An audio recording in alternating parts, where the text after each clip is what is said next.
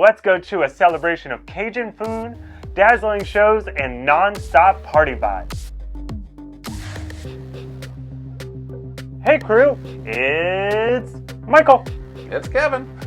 We're back with Mardi Gras 2024 Busch Gardens, Williamsburg. We're going to get into the food, we're going to get into those shows, and everything that's new and everything that's returning. Alright, so first things first, let's talk about the entertainment. This year's Mardi Gras lineup is hotter than a jalapeno popper on Bourbon Street. Such a stupid joke. It is though, but it's the truth. So, alright, so one of the new shows that we're going to be excited to see is going to be the Bourbon Street Brigade. Basically, it's going to be songs from Sheryl Crow, Michael Jackson, Dolly Parton, and it's all going to be over in the San Marcos area by Marco Polo's Marketplace. So the San Marco Theater. Yeah. Teatro de San Marco. Basically, if you went for Christmas Town or you saw our video at Christmas Town, it's where Wise Men was actually playing. That's exactly right. That sounds like a fun new show. I'm glad that they're doing new entertainment. Yes, definitely. It's always, they're actually pumping up their entertainment game in the past 2 times. Well, I mean, it's Mardi Gras. So when you go to Mardi Gras, it's supposed to be music, it's supposed to be food, and those are the big things about it. You forgot one big thing. You forgot beads. It's always and about beads. And beads. Lots of beads. So Kevin, I know we're going to go to Mardi Gras, and we're going to eat, and we're going to watch shows. Busch Gardens is known for the rides. Do you know what rides are going to actually be open during Mardi Gras? You're asking me. I always know these things. I'm the ride guy. That worked. I like a ride guy. That's fun. I'm going to just call myself the ride guy from now on, because I am a roller coaster connoisseur. As, what's their name? What is it? Ordinary Adventures? Yeah. He likes his food. I like my rides. That's right. There's going to be 3 big rides this year. Obviously, if they didn't open Dark Coaster, I would have been upset. It's an indoor ride. You have the other family roller coaster in the park, and that's Verbolten. That's going to be open. And then Apollo's Chariot's going to definitely be open if the weather is correct. It cannot be under 42 degrees. Look at the weather before you go so you're not disappointed. There's a whole bunch of family stuff going on. There's Sesame Street and Land of the Dragons. You do have the swings and the teacups. So you got a little bit of mix of things, but not a lot of thrill-seekery kind of stuff. So Finnegan's Flyers is open, but I mean that's like a one-and-done situation. Right. It's fun. I won't say that. And unfortunately, Loch Ness is still not open. So, don't get fooled by the map. We've been looking at the map.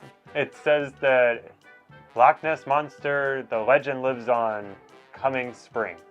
So don't get fooled by the map. That's going to be their new 2024 thing. Yeah. Because I looked at it too and I was like, is that going to... No, it can't be open for Mardi Gras. It's not ready yet. It won't be. Alrighty. So, now, after all those rides, are you ready to get into food? I'm starving. It's dinner time. I'm starving too. Okay, so let's get into that food. I know beignets, obviously. You can't have Mardi Gras without beignets. It's not. Or any kind of seafood. Because Louisiana. Oh, well, yeah, crawfish. Crawfish, shrimp, gumbo. Yeah. So most of the food, because it is Cajun. Cajun means spicy. And it could be spicy. It won't be too spicy, but it's Busch Gardens. Expect a little bit of a kick. It should not be bland.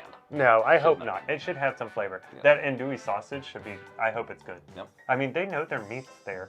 That sounds really weird. They know their meat's there. Yes. So, it's definitely going to be, I'm excited about some of the food. Let's get into some of the newer foods, and then the returning favorites, I guess.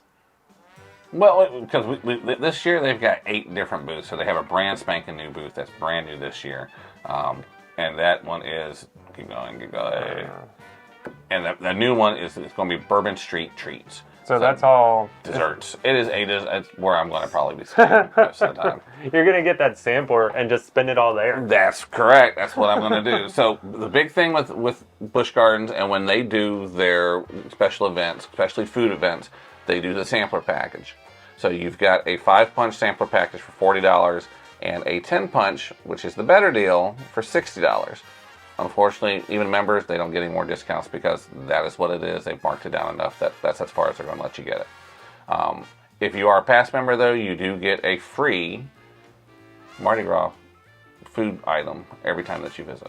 Oh, during every single time that I'm in? Every time that you visit. Because that's like food and wine. I know we're platinum members, so I know we get 2 during food and wine, but one just now during... Right now, it's just 1 every time that we go. Okay. Well, I guess that's better than nothing, but there's a lot less food during Mardi Gras. Yeah. So, I am excited about a few of the items. Okay. I want, because this looks good, the Bananas Foster cheesecake does look good, even though I can't have cheesecake, I'm going to torture myself. That one, Bananas Foster, if you've never had it, I don't know if, I doubt on they're the gonna, screen. Yeah, I don't know if they're going to do it the right way. Bananas Foster is lit usually at the table when you order it as a dessert, so it's on fire and then it goes out real quick. Yeah, no problem. So, because that's how they caramelize everything. Yep, and then the specialty beignets are a fan favorite, so that's always going to be good. Yeah, that's Mardi Gras for you. You have to have beignets. So, and honestly, if you've never had a beignet, it's kind of like, it's a fried dip. You've had it, but I'm trying to explain to them.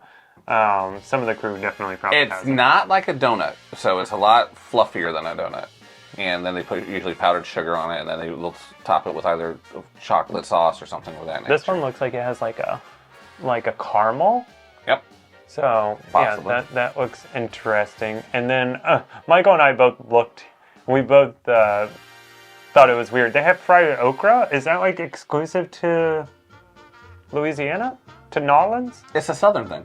Yeah. Okay. And you don't really get much more southern than New Orleans. New Orleans. New Orleans. New Orleans.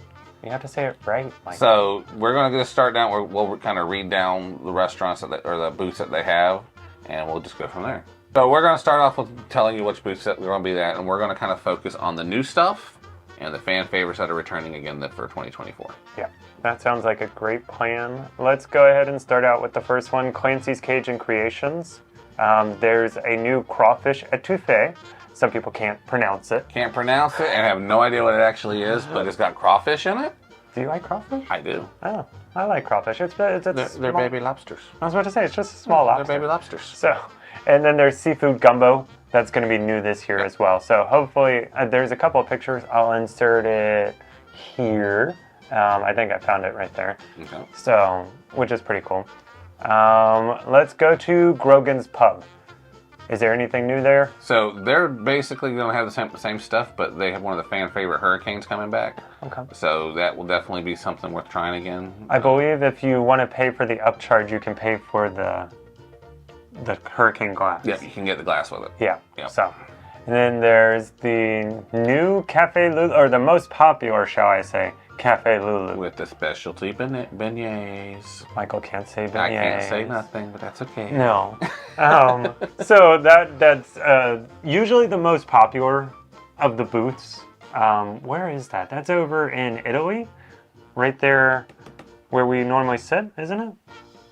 Cafe, yes. Yeah, that's normally where we sit, over by the theater back in Italy. I can't think of the name of it. The outside theater. Yeah. The big outside theater. Royal Palace Theater. That's it. Figured it out.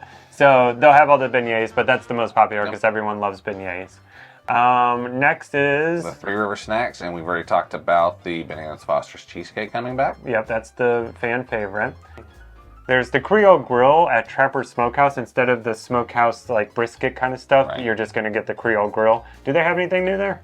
They've got the fried green tomato po' boy, and then the returning favorite is going to be the crawfish bowl. Okay. So warm food, so just in case you come on a cold night, yes, you will get some warm It's not food. the full brisket though, Correct. which is fine because I like my spicy food. Yeah. So next is going to be the Big Easy Spirits. I feel like this is where we're going to hang out, but it's at the front of Das Festhaus. Yep.